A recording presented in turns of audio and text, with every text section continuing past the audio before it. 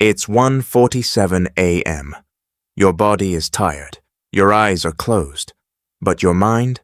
It's wide awake, running a full board meeting nobody called. It's replaying a conversation from 6 years ago, word for word. It's planning a fight that hasn't even happened yet. This mind can solve a problem it doesn't have, forgive an argument that never took place, and give a TED talk to an empty room, all before you finally fall asleep. Most people think this means something's wrong with them, that they're just bad at sleeping. But the truth is, your brain isn't broken. It's just never been told the day is over. And if you leave this alone, it doesn't just steal your sleep.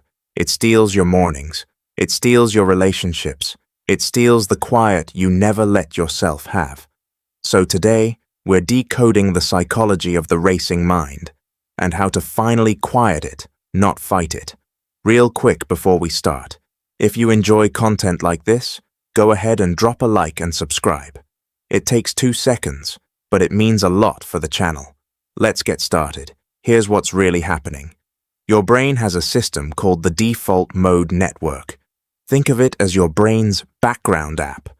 All day, this app stays quiet because your eyes, your ears, your to-do list, they're all busy feeding your brain new information. But the second you lie down and close your eyes, all that noise disappears, and your background app switches on.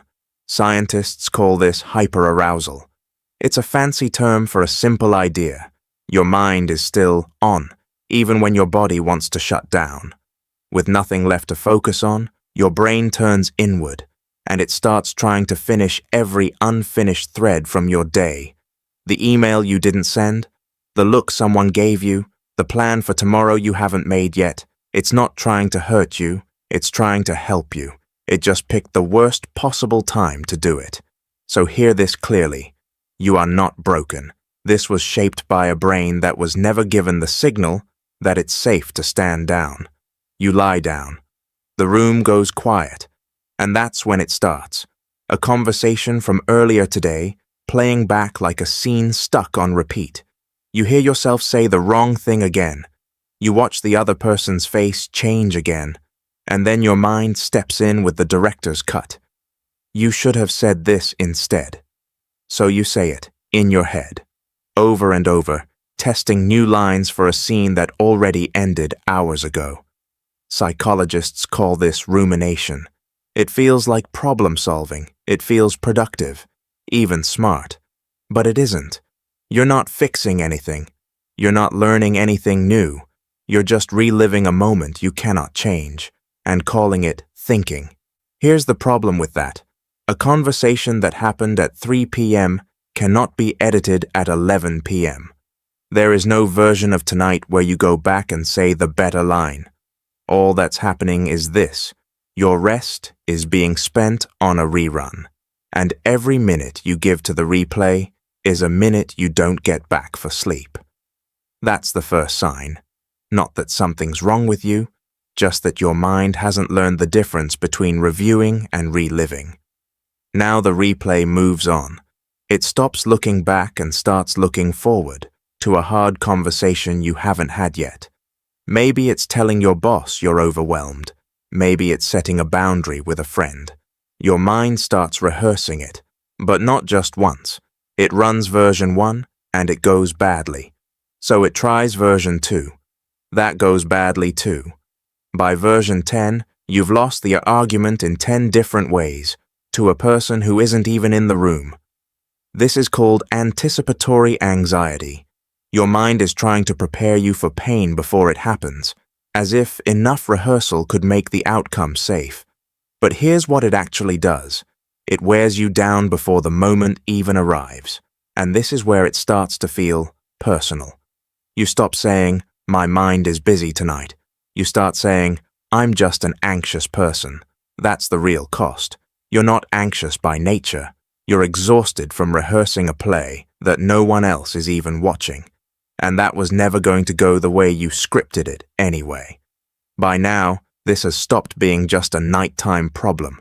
It's spilling into your days. Your partner or your roommate looks at you and asks, "Hey, you okay?" And you say, "Yeah, just tired." That's it.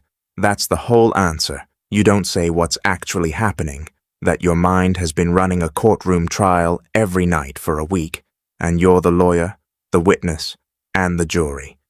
It just feels like too much to explain, so you shrink it down into 3 easy words. Just tired. Psychologists call this emotional suppression. And here's the twist. It doesn't feel like avoidance.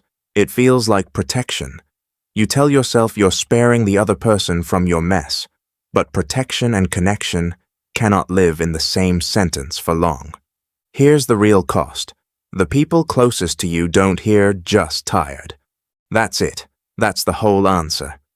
You don't say what's actually happening, that your mind has been running a courtroom trial every night for a week, and you're the lawyer, the witness, and the jury.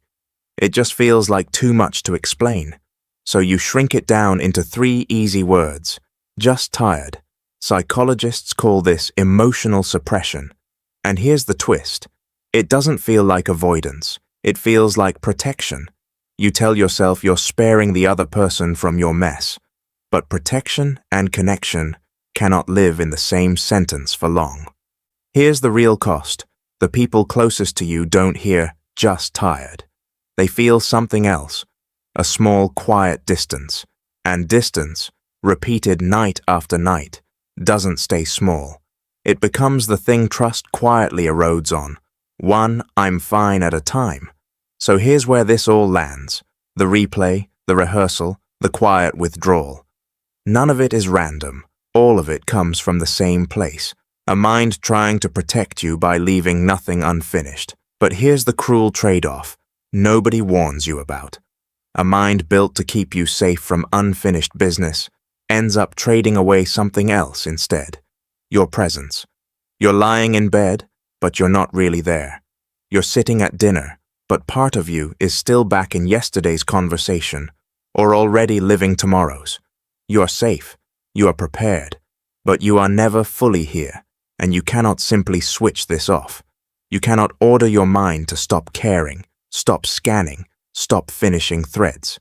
That's not how it works, and trying only makes it louder.